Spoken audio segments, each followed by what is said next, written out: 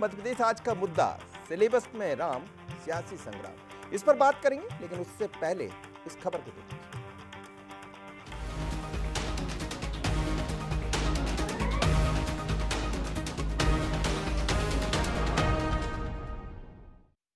भगवान कृष्ण, भगवान राम के जीवन की पाठ्यक्रम संबंधित जो भी उपलब्धियां हैं उसको भी हम पाठ्यक्रम में उच्च शिक्षा, स्कूल शिक्षा में लेने वाले हैं।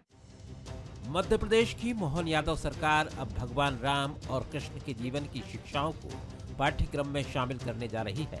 मुख्यमंत्री ने साफ किया है कि भगवान राम और कृष्ण को स्कूल शिक्षा और उच्च शिक्षा में शामिल किया जा रहा है। प्रदेश में पिछले 20 सालों से बीजेपी सत्ता पर काबिज है। सरकार और बीजेपी संगठन सनातन की विचारधारा पर आगे बढ़ती रही है। मोहन यादव जब उच्च शिक्षा मंत्री बने तो राम और कृष्ण की विचारधारा को आगे बढ़ाया। अब तो मोहन यादव प्रदेश के मुखिया हैं। सीएम की कोशिश यही है कि राम और कृष्ण को सिलेबस में शामिल किया जाए। मोहन यादव का सनातन प्रेम, मुगल शासकों को सिलेबस से हटाया। मुगलों को सिलेबस से हटाने वाला प्रदेश का पहला राज्य बना एमपी। उच्च शिक्षा मंत्री रहते मोहन यादव ने किए थे बदलाव। श्रीमद् भगवत गीता को पढ़ाने का आदेश, रामचरितमानस को सिलेबस में किया शामिल, भारतीय संस्कृति और परंपराओं को समझाने का प्रयास। सीएम मोहन यादव का कहना है कि स्कूल और कॉलेज के बच्चे अब राम और कृष्ण की राह पर जाएंगे। सरकार ने रामगमन पथ और श्री कृष्ण पथ गमन अपने हाथ में लिए हैं। पाठ्यक्रम के माध्यम से इनके चरित्र को अपने जीवन में उतारने की कोशिश करेंगे। वहीं कांग्रेस ने कहा कि राम और कृष्ण ही क्यों, मोहम्मद साहब को भी सिलेबस में शामिल किया जाए। जीसस को भी पाठ्यक्रम में शामिल करने की पहल बीजेपी सरकार करे। भगवान कृष्ण, भगवान राम के जीवन की पाठ्यक्रम संबंधित जो भी उपलब्धियां हैं उसको भी हम पाठ्यक्रम में उच्च शिक्षा, स्कूल शिक्षा में लेने वाले हैं। कई सारे निर्णय आज दिन भर अलग अलग सरकार की व्यवस्थाओं पे, चूँकि चुनाव की एक बड़ी इकाई पूरी हुई है तो स्वाभाविक रूप से हम सबका दायित्व बनता है कि इसमें और आगे बढ़े। अगर उनके सही बात पर उनके कैसे एक अच्छा नागरिक बने कोई, उसके बारे में कोई आता है तब उसका स्वागत करेंगे। लेकिन साथ में इसके साथ साथ गुरु नानक जी पर क्यों नहीं आना चाहिए, जीसस पे क्यों नहीं आना चाहिए। अब मैं कहूंगा मोहम्मद साहब को, तो आप लोग एडिट करके वही सिखाएंगे। श्री राम की मर्यादा, श्री कृष्ण का ज्ञान, दोनों की चर्चा और उनकी राह पर चलने की बात हमेशा से सियासत करती रही है। पाठ्यक्रम के पहले भी राम और कृष्ण पढ़ाए जाते रहे हैं। अब फिर से उसको बेहतर तरीके से समाहित करने की कोशिश हो रही है, जो अच्छा कदम हो सकता है। लेकिन सबसे बड़ा सवाल ये है कि क्या यथार्थ में भी सरकार और समाज बच्चों के मन में इनके आदर्शों को उतारने में सफल होंगे। नमस्कार, मैं हूं मनोज सैनी। आज का मुद्दा है सिलेबस में राम, सियासी संग्राम। राम की बात जब भी होती है तो फिर सियासी संग्राम होने लगता है। राम मंदिर को लेकर खूब चर्चाएं चली, अब तो भगवान राम का मंदिर भी बन गया तो सियासत दूसरी तरफ जाने लगी। लेकिन पाठ्यक्रम में राम और कृष्ण के चरित्र को पढ़ाना ये पहले भी होता रहा, लेकिन इस बार पाठ्यक्रम में शामिल करने की तैयारियां। और खुद मुख्यमंत्री जब उच्च शिक्षा मंत्री थे तो उन्होंने इस बात को आगे बढ़ाया था, बल्कि मध्य प्रदेश पहला राज्य था जहां खुलकर बात स्कूल शिक्षा मंत्री इंदर सिंह परमार ने भी की थी और डॉक्टर मोहन यादव ने उच्च शिक्षा मंत्री रहे। अब सवाल ये है कि राम और कृष्ण के पाठ से जो नए बच्चे हैं या जो सिलेबस को समझेंगे वो उसको लेकर आगे बढ़ेंगे, और क्या सर्व धर्म संभाव की बात जो कांग्रेस करती है उसकी भी जरूरत पड़ेगी। आज समझते हैं इसी को, लेकिन उससे पहले कि इस पर चर्चा करें जरा नजर डालिए बंसल न्यूज के वो सुलगते सवाल पर। देखिए पहला सवाल, रामकृष्ण को सिलेबस में शामिल करना सनातन के एजेंडे को मजबूत कर रही भारतीय जनता पार्टी। दिग्विजय सिंह के बयान से क्या कांग्रेस पार्टी सहमत होगी? क्या दिग्विजय के जरिए क्या बीजेपी एक बार फिर कांग्रेस को घेरेगी?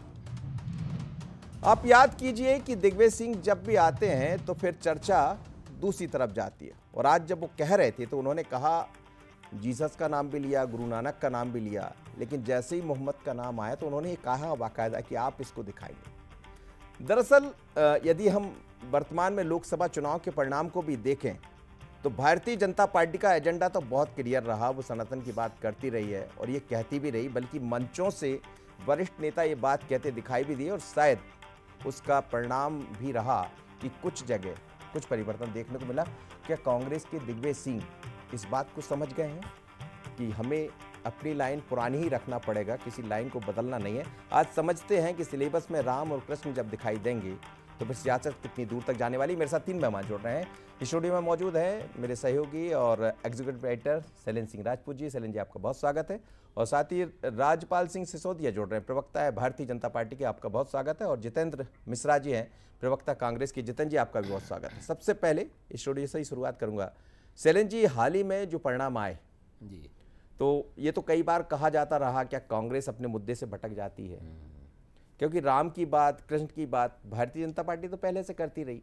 बल्कि आप देखें कि जब 2 थी तब भी एजेंडा नहीं बदला, और आज जब केंद्र में सरकार तीसरी बार बनी, जब भी एजेंडा तो लगभग वही है। जी। पर अब राम और कृष्ण को पढ़ाना और दिग्विजय सिंह का ऐसे में कह देना कि बाकी लोगों को क्यों नहीं, क्या कांग्रेस भी समझ रही कि हम बाकी चीज़ों पर वापस आएंगे तो शायद उससे लाभ हो जाएगा, या सिलेबस में राम और कृष्ण पढ़ाने से कुछ और दिखाई देता है? देखिए, दोनों पार्टियों के हिसाब से आज जो दो बयान हैं वो दोनों बहुत महत्वपूर्ण हैं। बीजेपी तो सांस्कृतिक राष्ट्रवाद की, जैसा कि आपने कहा, सांस्कृतिक राष्ट्रवाद की बात हमेशा ही करती रही, लेकिन जो ये टाइमिंग है बयान की, ये बड़ी महत्वपूर्ण है। मोहन यादव ने जिस तरह से ये बयान दिया है, तो इसमें देखिए, जब 2024 के नतीजे आए लोकसभा चुनाव के, और लोकसभा चुनाव में राम मंदिर मुख्य मुद्दा था, अयोध्या मुख्य मुद्दा थी, उसके बाद भी सीटें कम हुई बीजेपी की, 60-65 सीटें करीब कम हुई।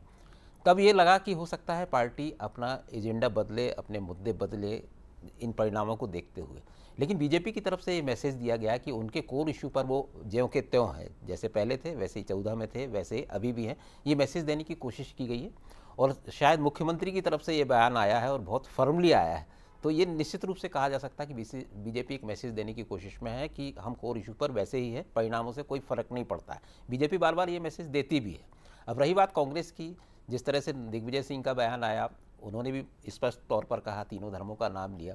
जैसा कि आप कह रहे थे, ये भी है कि मुस्लिम वोट इकट्ठा हुआ है, खासतौर से यूपी में, तो दिग्विजय सिंह की दृष्टि के दिमाग में वो चीज़ भी रही होगी जब उन्होंने ये बयान दिया।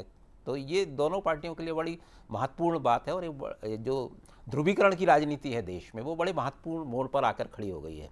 और देखिए, ये मोहन यादव भी जानते हैं कि संवैधानिक अगर पहलू को हम देखें तो ये बहुत अभी आसान नहीं है कि सिलेबस में आप धार्मिक विषयों को इस तरह से शामिल कर लें, क्योंकि जो हमारे मौलिक अधिकार कहते हैं उसमें मामला फंसेगा। अनुच्छेद 30 है, उसमें कुछ ऐसे उल्लेख हैं कि अगर आप सरकारी एड से संचालित स्कूल है तो उसमें इस तरह के विषय शामिल करने में पैच फंस सकते हैं कानूनी। तो ये दोनों पक्ष समझ रहे हैं, लेकिन एक मुद्दा उछालना है, क्योंकि जब कोई मुद्दा उछलता है उसके बाद बहस में आता है, फिर उसको संवैधानिक पहलुओं पर उसकी चर्चा होती है और बात निकलती है, जैसे अयोध्या में हुआ था।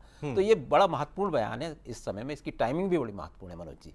बिल्कुल, टाइमिंग बड़ी महत्वपूर्ण है, और अभी तो उपचुनाव भी दिखाई दे रहा है। हालांकि चुनाव से इन चीज़ों को नहीं जोड़ना चाहिए। मैं पहले भी कह रहा था कि डॉक्टर मोहन यादव जो उच्च शिक्षा मंत्री थे तब भी उन्होंने यही बात कही थी, बल्कि सिलेबस में लाने वाले सबसे पहले देश के मंत्री थे।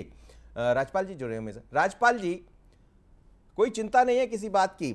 अभी जो रिजल्ट परिणाम दिखाई दिए, हालांकि वो लोकसभा के थे, पर मध्य प्रदेश ने तो आपको 29 सीटें दे दी, 163 सीटें विधानसभा में भी दे दी।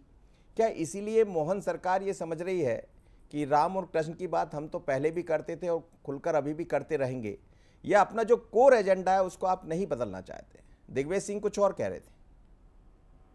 देखिए, निश्चित तौर पर नई शिक्षा नीति को मध्य प्रदेश में लागू करने वाला यह प्रदेश अव्वल प्रदेश है पूरे देश में।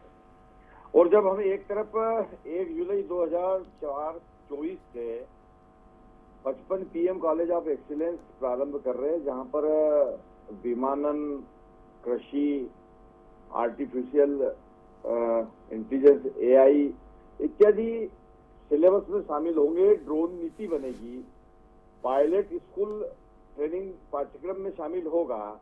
इस प्रकार के तमाम जो है रोजगार मूलक पाठ्यक्रमों को शामिल करने के साथ साथ में हमने जो है इस प्रदेश के अंदर शिक्षा पद्धति में भारतीय ज्ञान परंपरा के केंद्र भी वो शिक्षा पद्धति के आसपास रहे। उस दृष्टि से भगवान श्री राम और भगवान श्री कृष्ण के नीतियों को, कार्यों को और उनके द्वारा उनके जीवन चरित्र को पढ़ाने का निर्णय किया। ये इसलिए आवश्यक है, आज विषय ये जो है समसामयिक है मनोज जी। मैं इसलिए समसामयिक कहना चाहता हूँ कि आज जहाँ एक तरफ हम परिवारों में देख रहे हैं, शहरों में देख रहे हैं कि रिश्तों का जिस प्रकार से हास हो रहा है, जिस प्रकार से लॉस हो रहा है, रिश्तों में परस्पर जो है वो जो सम्मान नहीं बच पा रहा है, या जिस प्रकार से नई पीढ़ी कर्म के प्रति उदासीन हो रही है, तो निश्चित तौर पर भगवान श्री राम ने मर्यादा पुरुषोत्तम के रूप में एक समाज में रिश्तों की व्याख्या करते हुए, रिश्तों को निभाते हुए जीने की एक कला बताई है। वहीं भगवान श्री कृष्ण ने गीता के अंदर कर्म की परिभाषा देकर कर्म के सिद्धांत को प्रतिपादित किया है। मैं समझता हूँ कि आज की आवश्यकता है। मोहन जोदड़ो और हड़प्पा हमने पढ़ा है मनोज जी, आपने भी पढ़ा, मैंने पढ़ा, पर जीवन में कहीं कुछ काम नहीं आया। काम यही आएगा कि अगर माँ ने टोक दिया बेटी को कि मोबाइल मत चलाओ और वो आत्महत्या कर ले, या उज्जैन की एक घटना है कि एक बेटे ने पिता से जिद करी कि स्कॉर्पियो गाड़ी चाहिए मुझे और उन्हें नहीं दिलाई तो उसने आत्महत्या कर ली। तो ऐसे दौर में, इस दौर में आवश्यकता है राम को पढ़ाने की। अच्छा, इस दौर में जब पिता कमाने जा रहा है, जवान बेटा घर के अंदर बैठकर वीडियो गेम खेल रहा है, तब जरूरत है इस बात की कि कर्म का सिद्धांत पढ़ाया जाए। तो अगर मोहन यादव जी इस बात को लेकर आए हैं तो मैं उनको बहुत साधुवाद देता हूँ, बहुत धन्यवाद देता हूँ पूरे समाज की तरफ से, पूरे नागरिकों की तरफ से कि आपने एक बहुत अच्छा विषय लाकर देने का काम किया है। और हमने संतुष्टिकरण की बात कही है, जितेंद्र मिश्रा जी तुष्टिकरण की बात कर रहे हैं, दिग्विजय सिंह जी तुष्टिकरण की बात कर रहे हैं, उसके खिलाफ हमने संतुष्टिकरण की बात कही है। अगर पायलट, चलिए बड़ा अच्छा शब्द आप लेकर आए, तुष्टिकरण और संतुष्टिकरण। जितेंद्र मिश्रा जी, तुष्टिकरण और संतुष्टिकरण, भारतीय जनता पार्टी संतुष्टिकरण की तरफ बढ़ रही है, जैसा राज्यपाल सिसोदिया कह रहे हैं, डॉक्टर मोहन यादव मध्य प्रदेश के मुख्यमंत्री कह रहे हैं, और आप तुष्टिकरण की तरफ बढ़ रहे हैं। क्या राम और कृष्ण से आप इत्तेफाक नहीं रखते हैं, जैसा वो कह रहे हैं कि तमाम चीजों को पढ़ाना चाहिए? दिग्विजय सिंह, निश्चित तौर पर मनोज जी, राम और कृष्ण इस देश के महापुरुष हैं, इस देश में भगवान की उपाधि है, भगवान माने जाते हैं, इसलिए उनके चरित्र को पढ़ना बहुत जरूरी है और पढ़ाना बहुत जरूरी है। लेकिन आपने ये देखा, चाहे कृष्ण चरित्र हो चाहे राम चरित्र हो, घर घर में पढ़ाया जाता है। ये नहीं कि भारतीय जनता पार्टी पढ़ाएगी तब पढ़ेंगे, ये आजीवन काफी समय पहले से लगातार घरों में पढ़ाया जाता है। अब आप सुनिए, भारतीय जनता पार्टी इस सिलेबस में शामिल करना चाह रही है तो हमको क्या दिक्कत होगी, हम तो उसका स्वागत करेंगे। लेकिन इसके अलावा और देश में और भी महापुरुष हैं, उनके जीवन चरित्र को भी पढ़ाया जाना चाहिए। हम तो गांधीवादी लोग हैं, हमारी तो रामराज की परिकल्पना गांधीवाद का प्रमुख आधार है। बिना राम के हमारी शुरुआत नहीं होती। आपने देखा होगा गांधीवाद का पूरा सिद्धांत रामराज्य पर आधारित है। तो राम राज्य की परिकल्पना करने वाला सबसे पहले हमारा राजनीतिक दल है, हमको जरा भी आपत्ति नहीं, हम स्वागत करते हैं राम कृष्ण के चरित्र को पढ़ाए जाने का। लेकिन एक सवाल उठता है, क्या राम कृष्ण चरित्र के अलावा इस देश के महापुरुष, हमने तो नानक को भी पढ़ा है, हमने रहीम को भी पढ़ा है, हमने कबीर को भी पढ़ा, मीरा को भी पढ़ा, सबको पढ़ा है। तो कहीं ना कहीं जब आप ये शपथ लेते हैं कि मैं सबके लिए एक समान व्यवहार करूंगा, तो आज इस तरह की बात नहीं उठाना चाहिए। मुझे लगता है सभी महापुरुषों के चरित्र का पढ़ाया जाना जरूरी है इस प्रदेश में, और उनको सबको शामिल किया जाना चाहिए। लेकिन वो कह रहे हैं कि आप इन बातों को राम या कृष्ण पर क्यों, राम कृष्ण के साथ हम तो एआई की बात भी कर रहे हैं, आर्टिफिशियल इंटेलिजेंस की बात भी कर रहे हैं, वो भी पढ़ाना चाहते हैं, नए पाठ्यक्रमों में विज्ञान के कुछ नए अध्याय जोड़ना चाहते हैं, फिर यहाँ आकर क्यों अटक जाती कांग्रेस? कांग्रेस कहीं नहीं अटकती है। एआई जोड़ेंगे तो आज भविष्य एआई का है, निश्चित तौर पर हमारे छात्रों का फायदा होगा अगर उसको पाठ्यक्रम में शामिल करेंगे, और नहीं तो वो अपने आप से एआई पे काम करेंगे। एआई आने वाला भविष्य, आप उसको जोड़ेंगे, उसके लिए भी हम आपको बधाई देंगे, स्वागत करेंगे। लेकिन मेरा ये कहना है कि सिर्फ राम और कृष्ण को नहीं, मीरा को भी शामिल कीजिए, कबीर को भी कीजिए, रहीम को भी कीजिए, और भी इस देश में महापुरुष है, उन सबके चरित्र चित्रण को आप शामिल कीजिए, उसको पढ़ाइए। मनोज जी, तकलीफ बिल्कुल नहीं है, बिल्कुल भी शिकायत नहीं है, सिर्फ भारतीय जनता पार्टी की नीयत को लेकर के संशय बना हुआ है। जिस तरीके से राम वनगमन की बात, इन्होंने राम वनगमन की बात की, आपने देखा किस तरीके से राजनीतिक उपयोग किया उसका। 1 रुपया नहीं दिया इन्होंने राम वनगमन पथ के नाम पर। हमने कभी भी राजनीति में धर्म को बीच में नहीं लाए, लेकिन राम वनगमन पथ के नाम पर अगर पैसा अलॉट करने का काम किया तो हमारी सरकार। ठीक है सर, मैं लौटता हूँ।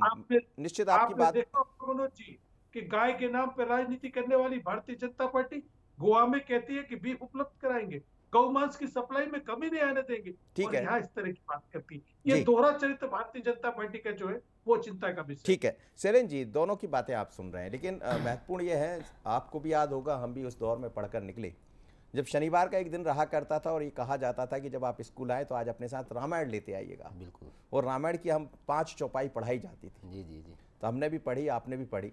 जब कोई ऐसा विवाद नहीं होता था, जब कोई ऐसी बातें नहीं होती थी, और उस बीच में हमारे साथ तमाम धर्मों के लोग भी बैठा करते थे।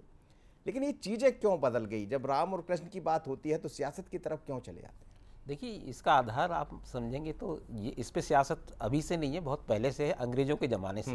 लॉर्ड मैकाले ने जब जो शिक्षा नीति बनाई थी 1835 में, वो लागू हुई, तो उन्होंने मकसद के साथ इन चीज़ों को पीछे किया था, क्योंकि उनको एक ऐसा वर्ग खड़ा करना था जो तन मन से तो हिंदुस्तानी हो लेकिन मन से ब्रिटिश हो। तो ये वहाँ पे जो बीज पड़े और उसके बाद एजुकेशन, वो आज भी उसका आधार देखिए वेस्ट बोई है। तो आज बीजेपी या कांग्रेस के बीच ये बहस का मुद्दा ऐसा नहीं है, शुरू से रहा है। और अब बढ़ते बढ़ते अब इसमें सियासत ज़्यादा घुल मिल गई है। अब जब जनसंघ के ज़माने जनसंघ ने फिर से उसको उठाना शुरू किया और सांस्कृतिक राष्ट्रवाद का नारा दिया, तो ये कन्फ्लिक्ट जो है ये बड़ा स्वाभाविक है। लेकिन वर्तमान में इसका सियासत बड़े अच्छे से इस्तेमाल करती है, क्योंकि ध्रुवीकरण, जब वोटों की राजनीति होती है तो ध्रुवीकरण करने की कोशिश दोनों तरफ से की जाती है, चाहे जाति के आधार पर हो चाहे धर्म के आधार पर। तो उसका इस्तेमाल इस तरह से होता है, इसलिए ये सब चीज़ें बहस में आ जाती हैं। बाकी दोनों प्रवक्ताओं ने बहुत अच्छे से आज अपनी बात रखी, सिसोदिया जी हों चाहे जितेंद्र जी हों, ये बहुत मतलब एक पॉजिटिव मैनर में उन्होंने बात रखी है। जिस तरह से सिसोदिया जी ने कहा कि वो जो हमारी संस्कृति में जो चीज़ें हैं अच्छी, वो नई पीढ़ी को कैसे ट्रांसफ़र हो, वो जितेंद्र जी ने भी उनका सपोर्ट किया, लेकिन वो राजनीति से चिंतित हैं। तो ये बड़ी अच्छी बात है। अगर इस तरह की बहस होती है तो निश्चित रूप में हम कंक्लूजन पर पहुंचेंगे। और मेरे ख्याल से जो मोहन यादव जो बोल रहे हैं जी, वो उसी चीज़ को एक शुरू करने की तरफ बढ़ रहे हैं कि एक बहस छेड़ी जाए और कहाँ पर बात ठहरती है उसको देखा जाए। जी बिल्कुल। और पाठ्यक्रम में आने से पहले क्या ये एक पत्थर जिसे कहते हैं वो फेंक दिया राज्यपाल जी कि जरा बहस हो जाए, उसके बाद पाठ्यक्रम में इसको शामिल कर लेंगे, या पूरा मन बन चुका है कि पाठ्यक्रम में आने वाले दिनों में दिखाई देगा ये? देखिए, पूरा आज बहुत विस्तार से चर्चा हुई और उच्च शिक्षा विभाग के साथ साथ में प्रमुख सचिव और मुख्य सचिव और तमाम वो लोग थे जो इस नीति निर्धारण में बैठने वाले थे और बैठे थे। और 1 जुलाई से जो 55 जिला मुख्यालय पे 55 महाविद्यालय चिन्हित हुए, जिनको हम पीएम कॉलेज ऑफ एक्सीलेंस कहेंगे, उनमें अतिरिक्त संसाधन बढ़ाने की बात हुई है। और यह एक बहुत अच्छा एक प्रयोग होने जा रहा है मध्य प्रदेश में, जहां नई शिक्षा नीति भी लागू होगी और उसके साथ साथ में लगातार सरकार जो है शिक्षण व्यवस्थाओं के क्रियान्वयन में गुणवत्ता और बेहतर प्रबंधन के लिए जो है कार्य कर रही है। उसी दिशा में एक बहुत महत्वपूर्ण आज बैठक हुई और माननीय मुख्यमंत्री जी, जो कि पूर्व उच्च शिक्षा मंत्री भी रहे हैं, उन्होंने पूरे अपने अनुभव का और पूरे पिछले 5 साल भी जो उन्होंने काम किया, उस काम को मुख्यमंत्री के रूप में लागू करते हुए एक बेहतर सौगात मध्य प्रदेश के। चलिए सर, समय कम है मेरे पास। जितेंद्र मिश्रा जी, आपने शुरुआत में ही कह दिया कि हम स्वागत करेंगे, जैसा कह रहे हैं राज्यपाल सिसोदिया जी की सरकार तो आगे बढ़ चली, उसको लेकर बैठक भी हो गई, तो क्या आने वाले दिनों में स्वागत के स्वर दिखाई देंगे या फिर ये कहा जाएगा कि पाठ्यक्रम आ गया है और इसको हटा दीजिए? नहीं, देखिए, स्वागत करने की बात मैंने कही है, लेकिन मुझे मालूम है कि कहीं कुछ शामिल नहीं होने जा रहा है। ये सिर्फ एक शगुफा है जो वोटों के ध्रुवीकरण के लिए भारतीय जनता पार्टी इस्तेमाल कर रही है। देखिए, राम के चरित्र को पढ़ने से ज्यादा आपको उसको आचरण में भी दिखाना चाहिए। आप अगर उसको शामिल कर रहे हैं तो आपके आचरण में दिखना चाहिए ये सब चीजें। अयोध्या के लोग समझ गए आपका आचरण, आपकी दोहरी नीति को अयोध्या समझ गई है और अयोध्या ने किस तरीके से आपको जवाब दिया, मुझे लगता है उसको दोहराने की जरूरत नहीं। अगर अयोध्या में आप पराजित हुए हो तो निश्चित तौर पर राम के नाम का व्यापार करने का काम किया। और आज भी मोहन यादव जी ने ये जो बोल लीजिए राज्यपाल जी, बोल लीजिए अपनी बात। वो सिर्फ इसलिए कि इसको देखते क्या माहौल बनता है, अभी कोई शामिल करने की योजना नहीं है। इन्होंने सिर्फ आने वाले 2-3 चुनाव के लिए एक नया मुद्दा शुरू किया है। मैं आपको, हमको कतई आपत्ति नहीं है, हम राम राज की परिकल्पना करने वाले राष्ट्रीय दल है, गांधीवाद की बात करने वाले हम राष्ट्रीय दल है, हमको बिल्कुल आपत्ति नहीं है। लेकिन जिस तरीके से आप वोटों के ध्रुवीकरण का काम कर रहे हैं, आपने कहा राम की बात, मथुरा की बात और काशी की बात, मथुरा में आपका परसेंटेज कम हो गया। सिसोदिया जी और काशी के हाल बताने की जरूरत नहीं है। चलिए सर, बहुत बहुत धन्यवाद। आप सभी मेहमानों का बहुत धन्यवाद, आप मेरे साथ जुड़े, जितेंद्र मिश्रा जी, राजपाल सिसोदिया जी, शैलेंद्र राजपूत जी। लेकिन जो बात हम कह रहे हैं, क्या वहां चल पड़ी है बात, ये सियासत का मुद्दा क्या इस तरफ भी जाएगा, जैसा अंतिम दौर में जब राजपाल सिसोदिया जी और जितेंद्र मिश्रा जी बात कर रहे थे।